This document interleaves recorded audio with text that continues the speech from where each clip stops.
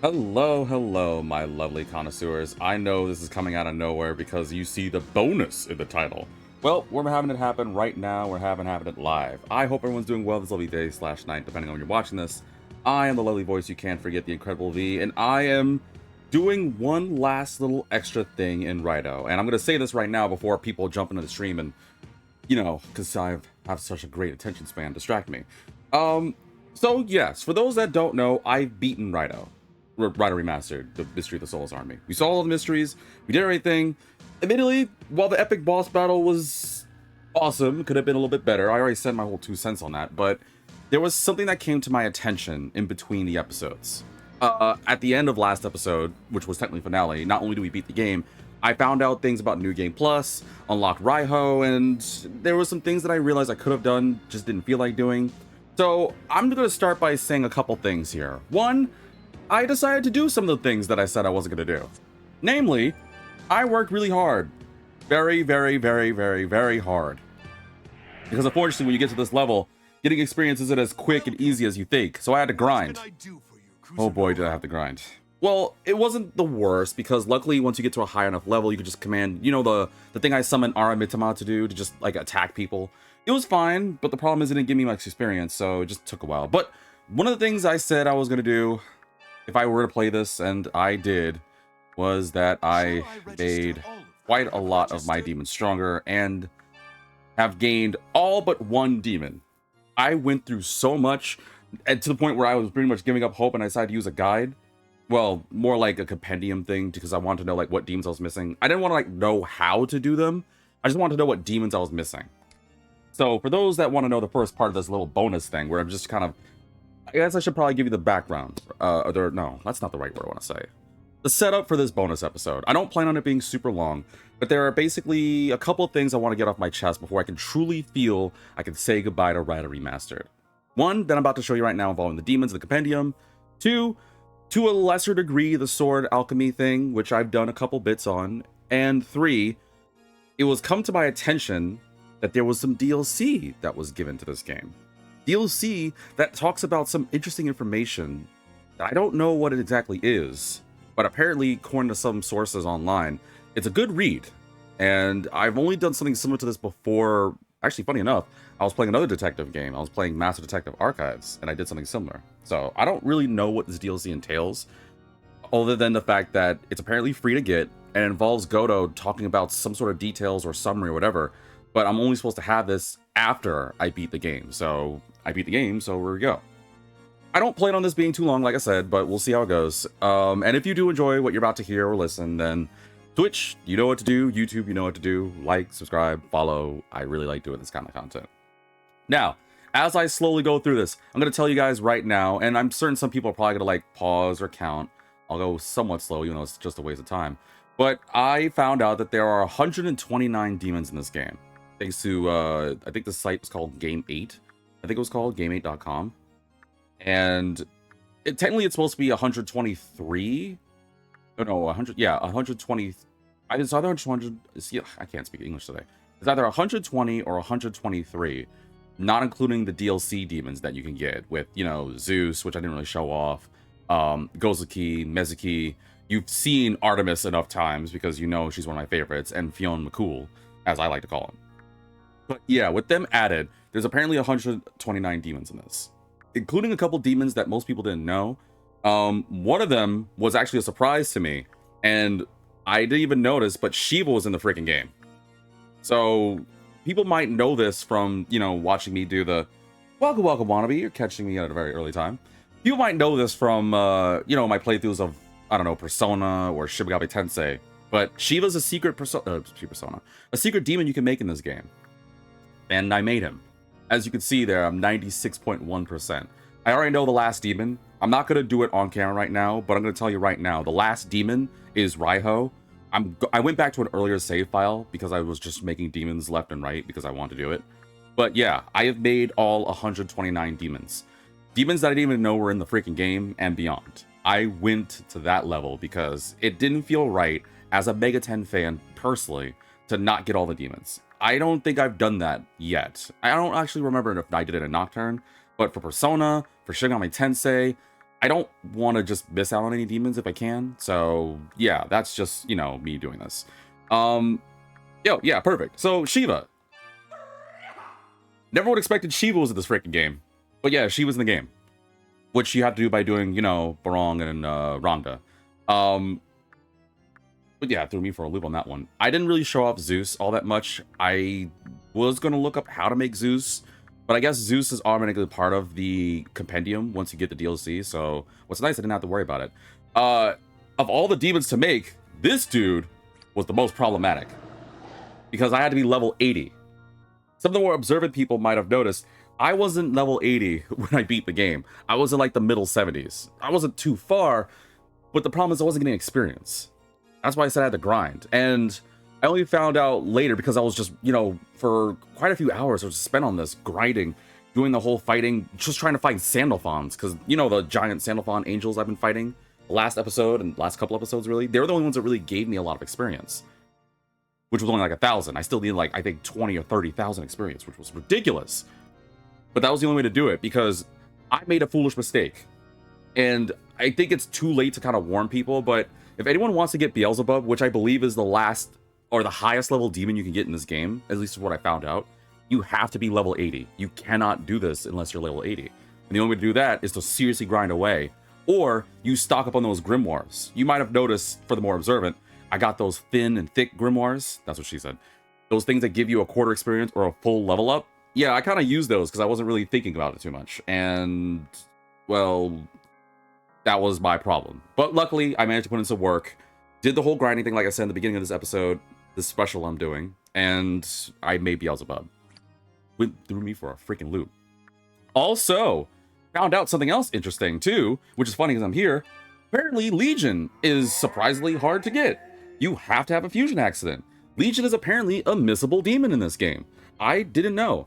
And I've said it a couple times. I'm certain a number of people probably heard me saying, dude, why are there no fusion accidents? What the heck's going on here? Apparently the fusion accident rate is really bad in this game, as far as I've read. So it was actually a miracle I was able to get a Legion in this game, who's basically the equivalent of like a slime or something. Yes, his stats are terrible, but you need to get him for a fusion accident. He does have like other skills that you can merge with him, but at least I got him, so that's whatever. But yeah, I'm lucky. I guess I was lucky. I didn't realize I was, but I guess I was lucky to get Legion when I did. I didn't realize he was missable. So when I read that, I was like, wait, what? This demon is missable? And the last demons I want to say before I get to the actual thing is, I don't know why, for some dumb reason, I forgot about the elements and Mitama in this game.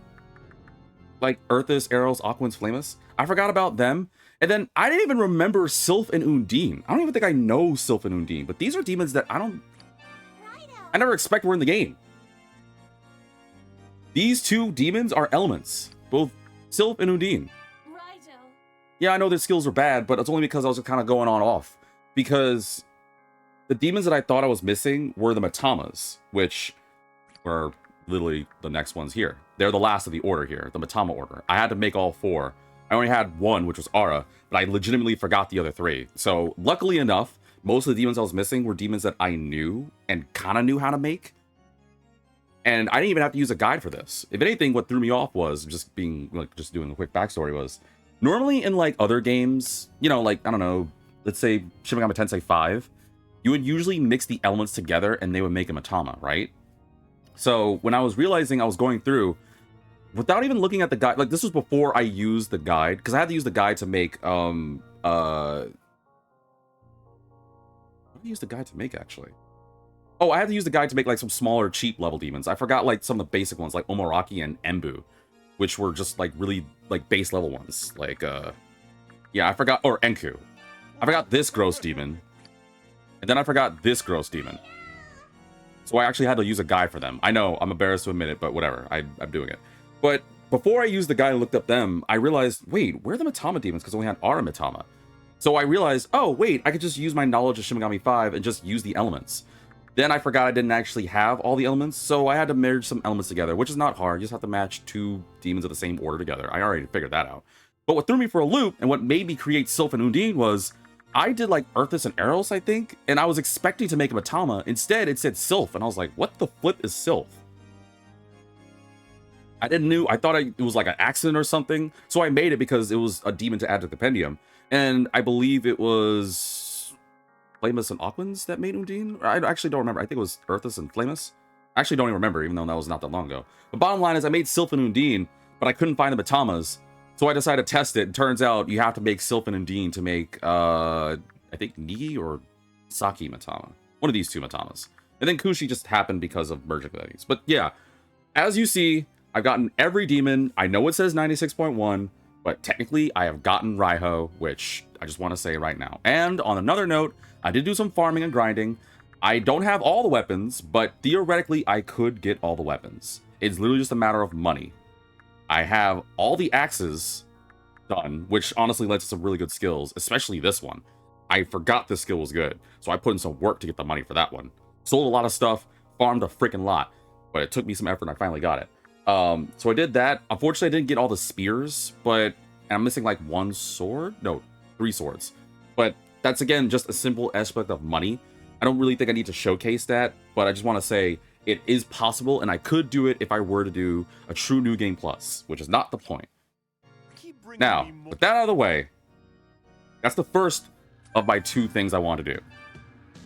Now I'm going to tell you the second thing, and for that aspect, I'm going to load a different save file. We're going to go back to the present, the current, the future. Let's see. We are here. This is cycle 2? Yes. So for this next bit of DLC, apparently I had to go to the investigation journal to do this. Welcome, Duck Duck. I've been working on Minecraft since 8 hours ago. That kind of reminds me of me. I was literally grinding this game pretty much all day. I'm impressed though, and I'm looking forward to it, Duck Duck. I really am. Speed. To end this bonus, well, not really to end it, but to really talk about this bonus before. See, Raiho. To end this, there's something I wanted to do, and I already said it before. There was DLC in this game that is free to get, where it's about Gouto's case files, and to do it, I had to go to the detective journal, and I don't really remember where. I think it's a thing that says DLC. Didn't get that. Guess Demons Pack. Oh, here we go. For your reference, I added some. Oh, I guess this is obviously just gonna be a reading episode. No gameplay, just reading and talking. So I don't know if I should put it in the just chatting section for YouTube. And people probably don't care about this bonus, but for those who are Mega 10 fans or invested in Raidou, I'm appealing to you because I'm really interested in this series and I don't want Raidou to just, be a one-off. I really hope Atlas is listening to this. I would love a remaster of Raidou 2. I want to wait for that before I decide to just give up the ghost and just go for the PS2 copy of Raidou 2 because I put it in my wish list. If I don't get Raidou 2 before later on this year, I'll say around my freaking birthday, around Halloween, I'm getting Raidou 2. Just saying right now. Clock's ticking, Atlas. But yeah, let's get to the DLC here. Like I said, this is a free DLC that you get where Gouto talks about various things. So for the sake, I will try my best to read and embarrass myself because everyone knows I tend to flub up my words. My Gouto voice here. For your reference, I've added some entries to the detective journal under important terms investigation. These include the fall of the capital, Tokyo Millennium, and Daidoji family descendants. I've gathered the information for these entries from demons that pass through the Arkarana corridor, and they concern the mastermind behind this case. Spoilers, you might call them. As such, I would suggest you only read them after we resolve the Super Soldier case. Which I find fascinating because it literally is basically saying, read this after you beat the game. Otherwise, you spoil yourself. And that is, what does it say? What was it again? Investigation. Apparently, it also updated this stuff too. I don't need to read all of this, but I mean, we already established the story already. We know the truth was that Raidou the 40th is a time traveler, a demon who came from, I guess, the 21st century. I don't know the tail end of the 21st century. We never really figured out exactly what time period exactly that Raidou the 40th came from, or why they possessed her. We just know that it did. Oh, and this was also something too. So this is new stuff. Unfortunately, the true identity of this time traveler has been revealed as one of your own lineage, Raidou Kuzunoha the 40th. See the entry on Daidoji family for more information on the workings of the supposed demon possession. So it added different information for these guys. I don't really care about you, don't really care about you, don't really care about you. We already know about these things, so I don't think I need to say it unless you guys want me to, but I don't think I need to. I did ask about this, the soulless god Yasumagatsu. I think I actually asked chat. DuckDuck gave information, found out, no, there's no actual, like, deity called Yasumagatsu. It is unique specifically to this game. I thought it was actually some deity I didn't know, because usually when you deal with Megaten, every demon or entity is mentioned in some way. Like, Catherine deals with Ishtar. I won't mention how that is, for example. So, yeah, just needing to do that. Let's see here. I still am curious about Raidou, the other Raidou. I really hope we get to see Raidou and the other Gouto, but whatever. All right, here we go. New stuff, of course. I don't think I need to go through all of it, but we already know that Raidou Kusanagi the 40th is responsible. Don't think there's really anything new there. We already found out that Raidou Kusanagi the 40th is apparently the 21st century. I really want to know what time period this is. Like, as far as I'm concerned, when we went through the Akarana corridor, the highest date that said before I went to the XX was, I think, 2050. So we at least know, because it's currently like 2026, that we have at least, what, like 24 years before, well, something nuts happens. So I'll see you guys in 24 years. But there's nothing else. I'm trying to look if there's anything new. I think they said... doesn't really tell us anything new. I'm not seeing anything new. New stuff would be in the purple stuff, I guess. After hearing from the supposed demon that possessed Kaya, the time traveler has been identified as Raidou Kusanagi the 40th. Yeah, we already know that. Oh, here we go. New stuff. All right. The following text contains spoilers regarding the true mastermind behind the mystery of the Soulless Army. It is strongly recommended that you resolve the case before reading any further. This is probably going to be an episode where people are going to fall asleep too, but for those who are more interested in the information and lore behind this, let's get to it. The fall of the capital. How did the capital fall to ruin and become the Tokyo of Raidou the 40th's time? I'm recording the findings of my investigation here.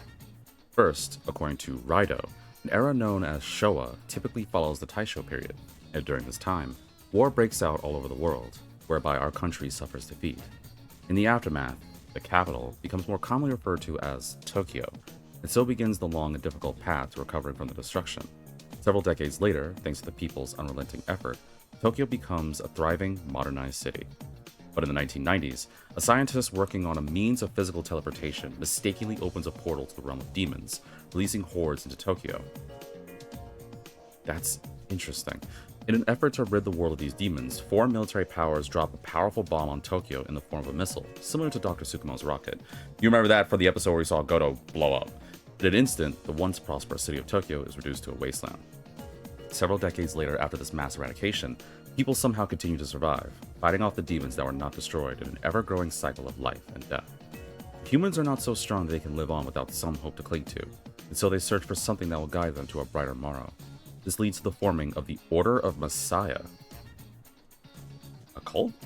Believers in the arrival of a being who would bring them salvation. This faction of order clashes with the force of chaos, and eventually prevails, settling in a place they call the Basilica. Seems familiar for some reason. Moving into the 21st century, what was once Tokyo becomes known as the Tokyo Millennium. According to Raidou the 40th, humanity lives at the mercy of an all-ruling god. I have to wonder, will our Taisho era end up leading to the future I've just described? We've reached Taisho 20, so the timeline is clearly deviated already, so it might be possible to avoid this fall to ruin. And how exactly is our timeline deviated from its intended path? Unfortunately, no one currently knows the answer to that. What I do know is that this apparent missile attack may still happen in our future, given what we've seen on this super soldier case. That said, even if history unfolds the way it supposedly should, we were given a chance to prevent this disaster from coming to fruition in our future. Perhaps that is the true anomaly that the 40th was trying to create. So, in the future, I'm just taking this in. So in the future, this cult comes out of nowhere, believing that a god's gonna come by and save everyone. But as we found out from Raidou the 40th, Evil Kaya, last episode during the finale, everyone basically loses their individuality and expression and free will, and is basically just mindless, from what I'm gathering. I'm still kind of wondering how Raidou the 40th was free from this, if everyone else is basically the same, but I guess It's kind of like a We Happy Few thing, where there's some people that are immune to it or resist it. I don't know. But it's interesting to think about the fact that a missile was released that caused a portal to demons, to the realm of demons. I feel like I've heard something similar to that before in a different Mega 10 game, but for the life of me, I can't think of it. Regardless, though, it seems that that's what causes this whole thing. Why the demons evade humanity in this way is because in the future, in the 90s, some dude decides to blow up or shoot a missile and ends up causing a problem. And then, well, it becomes a wasteland. Makes me also curious about what happened to the rest of the world, but obviously for the sake of this conversation, this bonus, we're really just kind of focused on Japan, so meh, whatever. Curious about that, but more on it later. Alright, next, the Tokyo Millennium. Tokyo Millennium is the name of the capital in the future, built upon the remains of the basilica. The main district is known as the Center, and is where Millennium's food production, labor allocation, and entertainment are managed. Does this seem familiar, though? Maybe I've heard something similar to this. The center is controlled by the Order of Messiah, which is said to be ruled by a foreign god.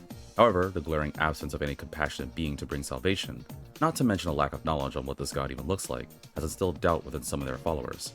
In Millennium, society is divided into different classes. The first class is the Temple Knights, an elite military faction tasked with preserving order within Millennium. The second class is the citizens who live in the center. The third class is the unfortunate souls who must reside in the slums. Raidou the 40th is a Temple Knight. Oh. So Raidou the 40th was a military soldier. Though belonging to this first class is apparently not as respectable as one might expect. Oh. Millennium faces 3 threats at the time. One is the Ring of Gaia. The Ring of Gaia! I've said that throughout this thing. What the flip happened to the Ring of Gaia? I've said it before with Yatagarasu. Yatagarasu comes up a number of times in Mega 10, but I've also heard the Ring of Gaia a couple times too, and I'm surprised we didn't hear anything of the Ring of Gaia in this game. I wonder if we'll deal with that in the sequel. I don't know. I don't know anything about Raidou 2, but I really am shocked that you only just kind of really talk about Yatagarasu and not the Ring of Gaia. I feel like they're kind of like 2 sides of a coin, like yin and yang in a way. I feel like I can't hear one without the other, but that's just my own personal thought. Anyway, sorry for distracting. One is the Ring of Gaia, who directly opposes the Order of Messiah. Second are the demons unleashed at the hands of a scientist, who are invading faster than the center is able to repel them. And third are the center's own traitors. Raidou the 40th has been made to fight at the forefront of these battles. Why? Because the Order of Messiah don't look kindly upon any natives with substantial power, like Devil Summoners. That is why the Order disbanded the organization that supported Devil Summoners, Yatagarasu. That's why Yatagarasu is gone. And instead, ushered the Summoners into the vaunted Temple Knights, where they could be more easily monitored. Any dissenters were sent to the front lines, where they were sure to quickly meet their end and serve as example to others. It seems the 40th's true age is 16. Oh. So, they're a 16-year-old demon? Wait, no. Were they human? No, they said they were a demon. Never mind. Very close to your own age, 14. This aligns with the age mentioned in the Daidoji's family's curse. I can't imagine how terrible it must be for that family, unable to trust their own, and at such a young age, no less. The eventual reign of the center at Millennium can potentially be traced back to Kunitsukami's defeat at the hands of the Amatsukami long ago. Perhaps that is why the 40th recruited Sukuna Kona as a demon ally. I didn't know that the 40th was 16. I thought it was just some, like I don't know, centuries-old demon. I also didn't know a thing about Yatagarasu. Well, I knew about Yatagarasu being disbanded because that's what the 40th, aka Evil Kaya, said. Or Possessed Kaya, whatever. But I didn't know that's why Yatagarasu was gone. I thought it was just because of this. Well, I guess in a way I was kind of right. My thought process was, as everyone kind of became like hive-minded, just following this one true god, or not true god, but this one like hive-mind god, I kind of figured that even Yatagarasu would kind of lose its individuality. So it's kind of interesting to figure out about this kind of thing. I didn't know about that. This is the last one? Okay, this is the last one. Daidoji family descendants. Noting down here what more I've learned about the memory transfer technique. Okay, so we're talking about how the demon was able to go into Kaya's body, I think. This technique sends one's own memories to another, shaping their thoughts to match the sender's. In order for this technique to succeed, something called genetics seems to play a large role. This term refers to the microscopic building blocks of the human body, and in order to transfer one's memories, the target brain must be built similarly. When I say transfer, I'm not talking about the moving of a physical object. Memory transfer entails the writing of information into another's brain, allowing the transferred memories to be recalled intact and in their original form. In order for these memories to successfully remain intact, it is necessary for the sender's brain to be of a similar structure to the target's? What? In other words, the transfer can be... Oh. In other words, the transfer can only be performed on those with a blood connection, one's biological family. I cannot fathom how any of this logically works, but this knowledge may have come from Sukuna Hakona, as he is a god of healing. Apparently, this method of sending one's memories to another is a technique used by Inugami demons. Inugami have keen noses and are adept at possessing humans. Since ancient times, people have used them to cast curses. As it pertains to this case, Raidou the 40th directed several Inugami to bite and extract the 40th's own blood. The DNA within blood contains a vast amount of information, and supposedly in the future, it is discovered that even memories can be stored within this DNA. Apparently, memories can even be moved through organ transplants. Ugh. After the Inugami sucked Raidou the 40th's blood, and therefore memories, the demons were sent through the Akarana corridor to the Daidoji families of all time periods, where the daughters would become possessed singly the transfer had succeeded. Oh! Yes, Raidou the 40th is a descendant of the Daidoji family and is related to Kaya Daidoji by blood. Furthermore, Raidou the 40th is a woman, which explains why she specifically targets 16-year-old daughters for the technique. I didn't know that! I thought it was just a demon! So this whole time, Raidou the 40th was Kaya's, like, very far descendant. Well, I might have exaggerated the various, but I didn't know that. I didn't know that it had to be female. I honestly thought it was just a demon possessing it. And that's how the memory transplant works? I think I've actually heard some folklore about Inugami doing that, but I didn't know it could go to that. Not to this level, but I heard the issue of Inugami dealing with curses before. I've read a lot of folklore talking about that, but I did not know that this was possible. Well, in this game. And that's interesting to think that Raidou the 40th not only is a descendant of Kaya, but the fact that how did she know about this? I mean, I guess, you know, if you're dealing with the ends of the world, and plus you're a military-trained soldier, you're probably gonna be smart enough to figure something out. But I would have never guessed that the 40th was a female. I literally thought it was just some, like, genderless demon that possessed Kaya.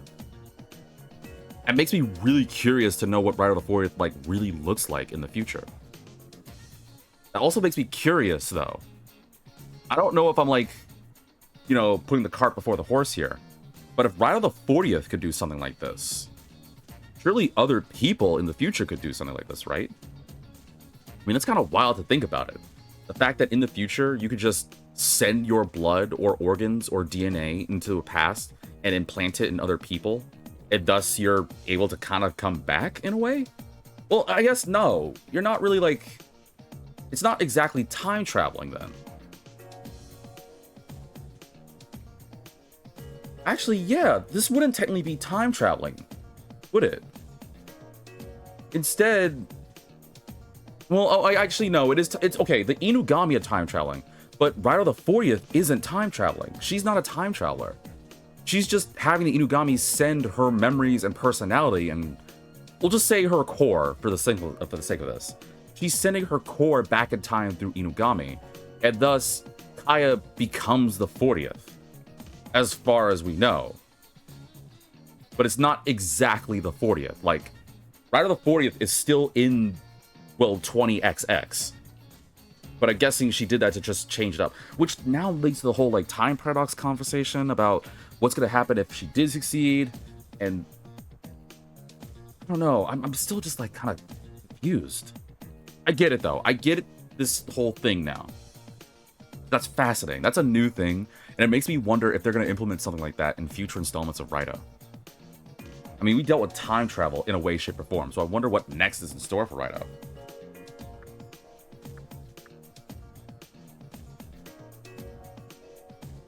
To think that it's not even actually her. I really thought that it was just her time. I thought the whole time it was literally a demon. I thought it was a demon that went through the Akakarana corridor, traveled back in time, and possessed her. But it actually wasn't. It was just planting memories of her core. And I mean, I guess in a way still possessed. But it's also messed up to think that Raidou the 40th has been doing that to all of these women of her ancestry. But I really want to know how... Does it say anything on how she learned how to do this? Where is it?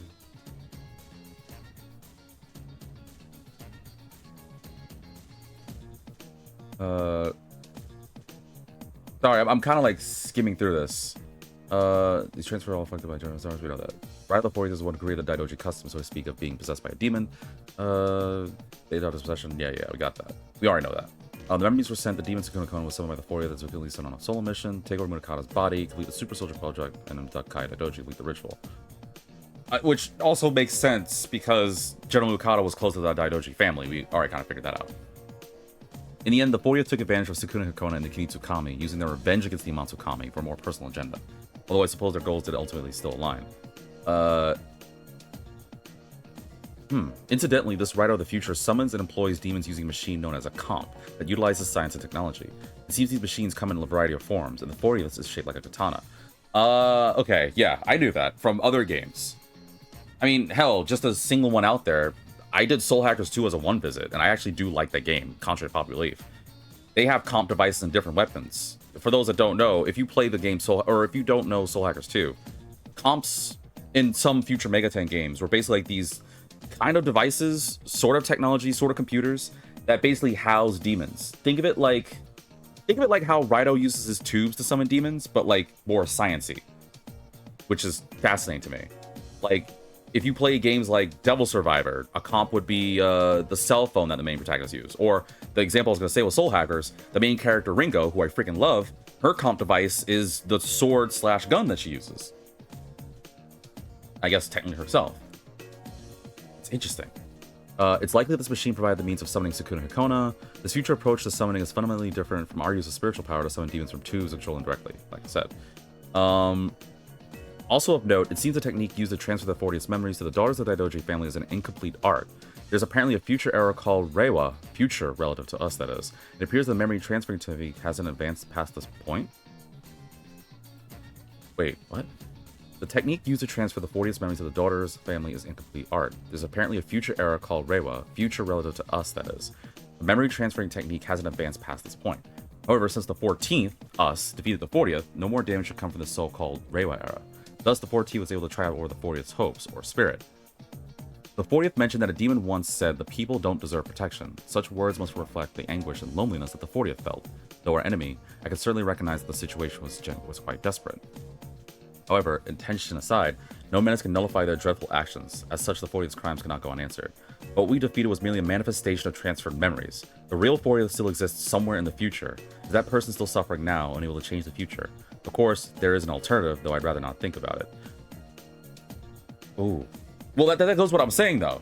So the real 40th is still in the future. For now, we don't know. I mean, we were able to kind of travel through time, so there might be a chance the 40th could come back in time. Like, physically, not just in core memory. And I don't want to entertain the thought that Gouto's going to, but I think that last part where they're saying there's an alternative, I think they're thinking that 40th was going to do a Persona 3. And if you don't know what that means, I'm not going to explain. But what I don't quite get,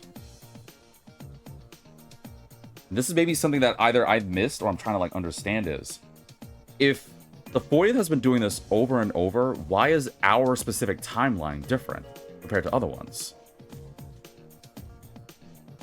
Like, what makes us different?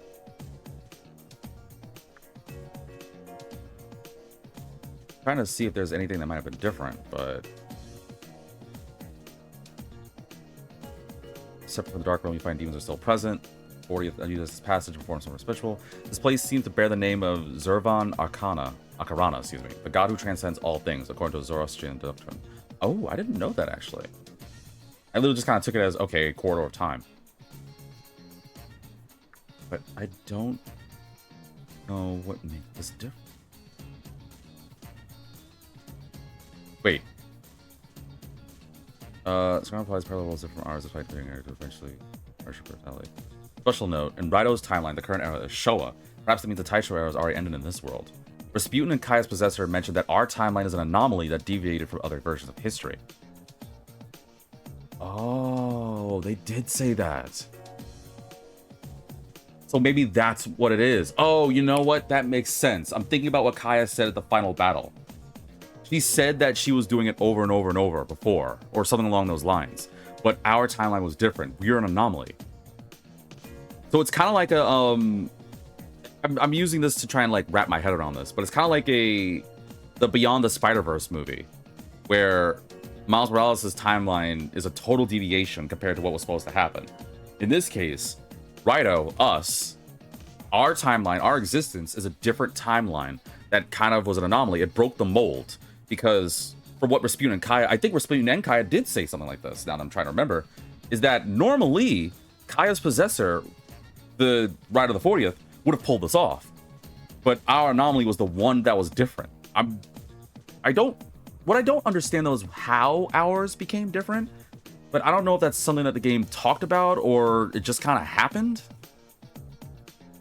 I at least get now why our timeline's so important to the 40th. Because of all the timelines she was able to change, she couldn't change ours.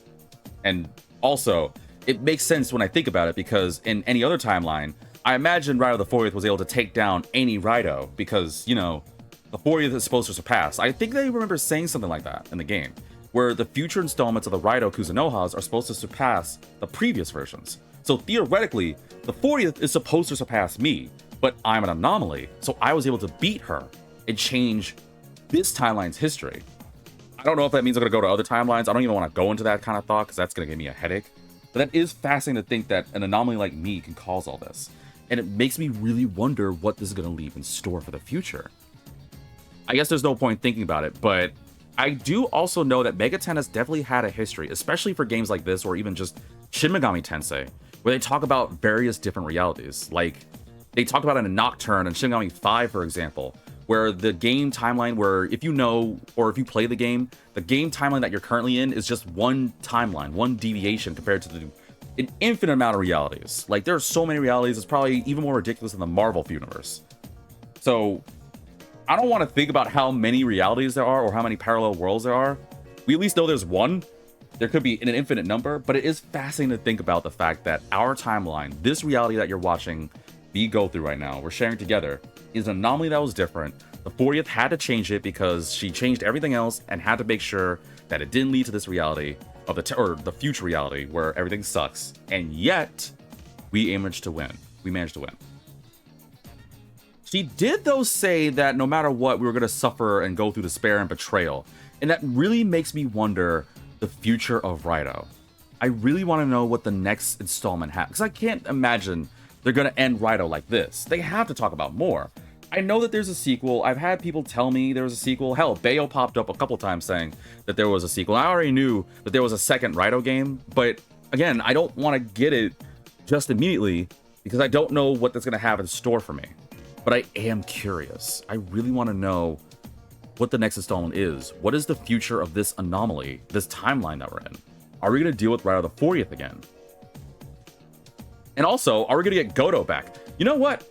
Sorry, one last thing is, I like how Gouto was back as a crow, because to remind, our Gouto, not the alternate Gouto here, but our Gouto Daidoji, what is his name? Gouto Doji, that's his name. He sacrificed himself, was just a wandering spirit that possessed the alternate world Gouto, which is who's currently following me.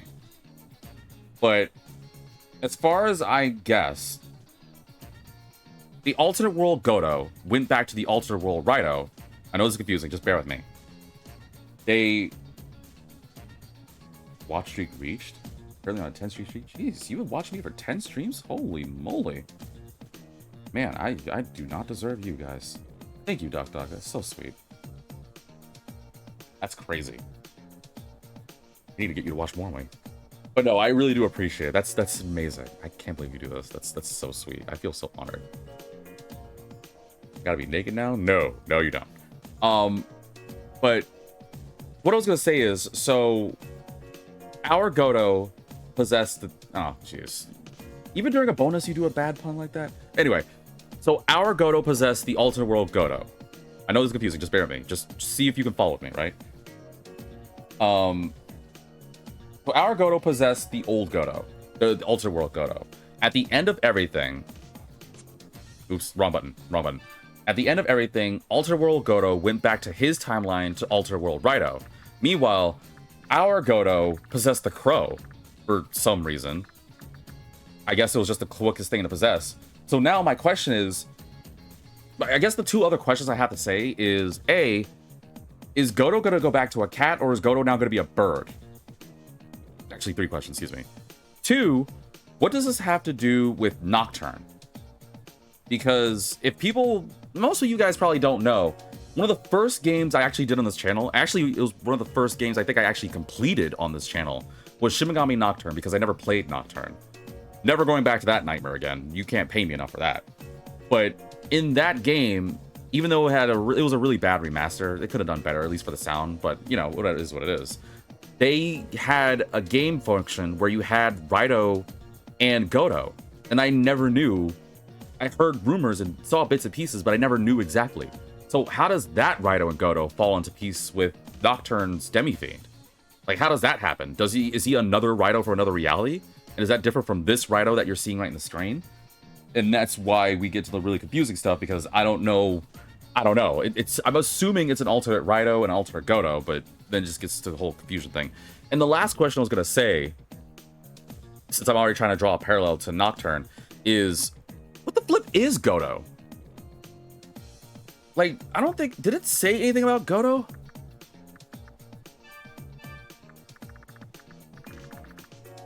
I don't know if we even talked about Gouto.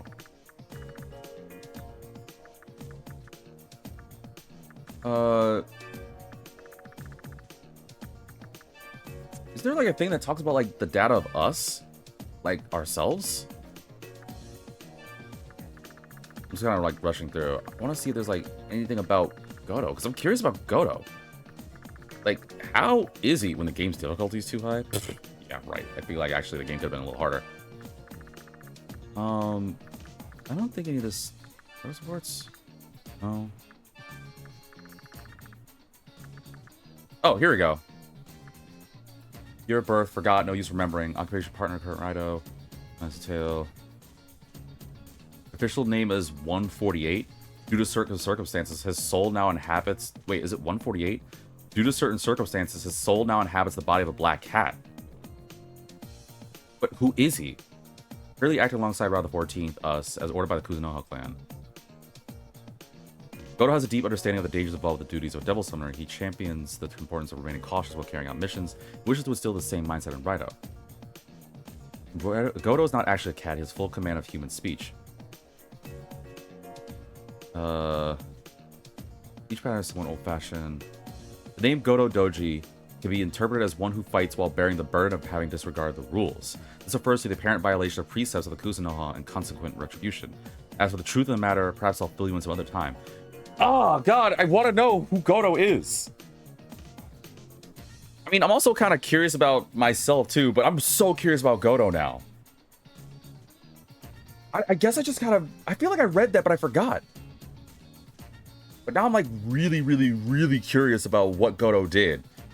But Gouto apparently violated the rules of the Kuzunoha, and as a result is punished by being a black cat?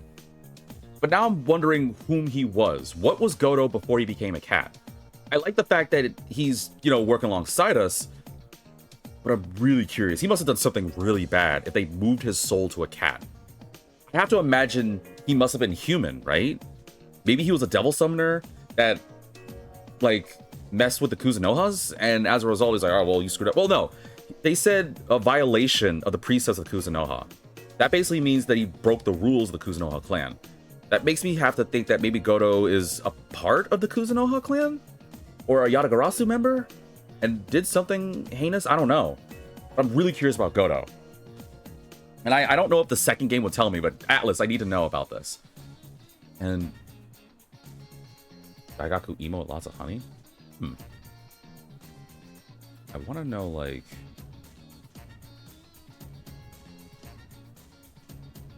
Me. Because one of the 4 devil summoners were credited with laying the foundation. Kuzunoha. I guess this will be the last thing I read, and then we'll call this bonus an episode. The name Raidou comes from one of the 4 devil summoners who are credited with laying the foundation. Actually, let me start over. I'm not gonna read all this. You already can see it right there, but we're just gonna get to the important part. Raidou Kuzunoha the 14th is calm and quiet, or perhaps just overly shy. Yes, I'm talking about you, the one reading this notebook. The name Raidou comes from one of the 4 devil summoners who are credited with laying the foundation of the Kuzunoha clan along with its founder. The name's origin has a long history that supposedly dates back to the Asuka period, and the Raidou lineage is associated with the belief systems of Shintoism and Onmyodo. In order to assume the name... Oh, welcome, Adi. Sorcery? Why so early? No, it is not a 12-hour stream. I'm doing a bonus episode to basically say a final goodbye to Raidou. I talked about a lot of my curiosity. I said a lot of questions I had, which I still have. And there was a couple of things that this game gave me when it came to like some mysteries that I couldn't say goodbye to it. Well, without learning a bit more. So no, I'm literally about to read this and then it's going to be an episode. It's only a bonus. I don't want it to be as long as my normal episode. So I'm about to read this last section. It's going to be it. In order to assume the name of Raidou, one must endure rigorous training in the village of Kuzunoha. That makes me think that again, Gouto must have been... Oh, okay, so maybe Gouto was a part of the village. Currently, the Raidou name is sitting in its 14th generation. However, accounting for these generations by merely counting to 14 would be to oversimplify matters. Devil Summoners can use the power of Magnetite to extend or shorten their lifespans, and there was even a time when the name was not succeeded. Oops, wrong button. Let's see. Most Devil Summoners who assume the name of Raidou are tasked with safeguarding the capital. Outwardly, Raidou the 14th, you, is but a detective apprentice of the Narumi Detective Agency. His real work, however, is that of a Devil Summoner, accepting orders from the Supranationalist... Wait. The Supranationalist. I read that weird. I don't know why I thought it was Supranationalist. Supranationalist organization. I don't know if I said that word right. Yagarasu. See entry on Yagarasu and leveraging his position as a detective to gather whatever information that may be necessary in helping him purge the real world of demons. Beneath his cloak, he carries several demon-slaying tools, a sword engraved with the Kuzunoha crest on its handle, a specially made gun, and multiple tubes for sealing demons. Due to the secret nature of his true occupation, it would be unwise for him to risk revealing his equipment, so he can't remove his cloak, even in the summer. Feel a bit sorry for him. Safeguarding the capital entails defending the lives of its everyday citizens. It is difficult and often thankless work, but it is for this reason that I ask you to focus not on glory, but rather on the much more noble goal of simply keeping the peace. In uneventful times, Raidou the 14th regularly attends Yumizuki High. However, as a result of the duties attached to his name, it may be difficult to form and maintain lasting relationships with his fellow classmates. In lieu of this, I would urge you to seek satisfaction in your studies, in the knowledge that they will prove beneficial for not only your education, but the shaping of your character. Man, now I'm curious about Yumizuki High. I think we got a costume of that for Persona 5, but... yeah, we did get a costume for that. So now, I have more questions about the Kuzunoha village. And I'm assuming Gouto was a part of it and must have broke some sort of rule, and thus they moved his soul into a cat. Sure. But now my other question is, who are Raidou's parents? Or does Raidou have any siblings? Is Raidou an only child? I guess these are questions I don't really need necessarily an answer to, but it makes me more and more curious about the lore of Raidou Kuzunoha. I really want to know more. I don't know, I'm just so interested. Just can't believe that we freaking brought about Mag again, but whatever. But yeah, I mean, I think I've kind of already said all my questions, and I hope that some of the answers that you guys were searching for could have been found in this bonus. I know I'm being a broken record when I say this, but I really, really hope, John Atlas, you're listening to this. I would honestly love a Raidou 2. A remaster. I don't even know if the old Raidou 2, which I think is on PS2, would tell me or give me the answers to the questions. Like, where Gouto came from, what is the future going to be like? Am I going to deal with Raidou the 40th again? I do want to wait. I really want to wait, but I need something. I need something to work with here. But otherwise... I'm very glad I got to play this game, and I hope you guys did as well, because this is what I would like to say is the true ultimate finale of Raidou Kuzunoha. Not forever. Again, once we get a Raidou 2, or whatever the next installment of Raidou is, I will be honored. But for now, I think I could say that I'm perfectly satisfied. I theoretically did say that there are other things I could do if I want to do New Game Plus. I could try out a hard difficulty. I could honestly make it extremely hard if I wanted to, like, do New Game Plus without keeping anything. That means I have to get all the money, all the weapons, everything again. The only thing I would keep is like my devil chart so I can get my demons back if I ever want to like redo it. But I don't know. I don't know if I want to. This also, of course, means that some of you guys are probably watching this on Monday. That means that next week, next Monday, is going to be a different game. Completely different from Mega 10. I am torn between 3 games. The only hint I'll say is one of them involves a wolf and painting. Another one involves Anime Dark Souls, I guess, is the best hint. And another one is the one visit I've done involving a Japanese schoolgirl going through a very, very bad day. Let's just say that much. I don't know which of the three is going to be, but you guys got the teasers. You can take whatever guesses you want if you care. But otherwise, for the sake of this bonus, thank you all so much for tuning in. If you did tune in and you managed to listen to me, let me know what you think about Raidou Kuzunoha. I hope that you guys have a bunch of questions. I would love to have a moment where we can come together and just talk about it. I know in the far future, I might forget some things, but I do not want to truly forget this game. I want to do everything in my power to remember. Because this game it's got a charm to it. I don't know, it's got some interesting mystery to me. But it gave an interesting mystery to me that I just don't want to say goodbye to. And I'm curious where the future of this series, this franchise, however you want to call it, I'm curious where it leads to. I hope that we get to see more Gouto. I hope we get to see more Raidou. I want to see this high school. I want to see if Raidou has like other friends. I know he doesn't because he's busy, but I want to see if he has other friends, and I'm curious on what Raidou 2 is going to be. Am I going to deal with, like... I want to deal with the Ring of Gaia. I want to see what it connects to the other Shin Megami games. I want to see more skills for Raidou. That was one of the things I really wish that this game did have, was better skills. Though, again, I did get some interesting skills, and honestly, it's kind of nice. I want to see what more Raidou can do. I know it's set in the past of Taisho compared to, like, you know, future games I'm more spoiled by. But I gotta imagine Raidou's got a lot more skills and potential up his sleeves. And I really, really, really hope to see more, so. I'm not gonna be a broken record anymore. Thank you all so much for tuning in. Raidou, I really hope that I get to don that cloak, that weird hat. Hope I get to have a black cat with a pencil on my shoulder again. I really hope it happens soon. But for you viewers, thank you all so much for tuning in for this special bonus episode. And hopefully, I'll see you all. I just arrived. Come back here. No. I said it was going to be a short one. My plan was to make this short. I said what I need to be said. I don't think I have really any other questions I think I need to say live. And technically, this is supposed to be a bonus. But of course, if you guys want something to say, please let me know in the comment section on YouTube. Send me messages on Discord. I would love to have a talk about this. I will also be inclined to the idea of if you guys want to just have an episode or just a stream where we just come together and just talk about Mega 10 things, I would love to do that too. Let me know what you guys think. Now, without further ado, I am for sure going to say goodbye this time. So, thank you all so much for tuning in for this bonus episode. Raidou, I hope one day I get to don your outfit again and live your shoes or live your life or whatever. But for now, I'll say goodbye to you. Nah, I don't want to say goodbye. Until next time.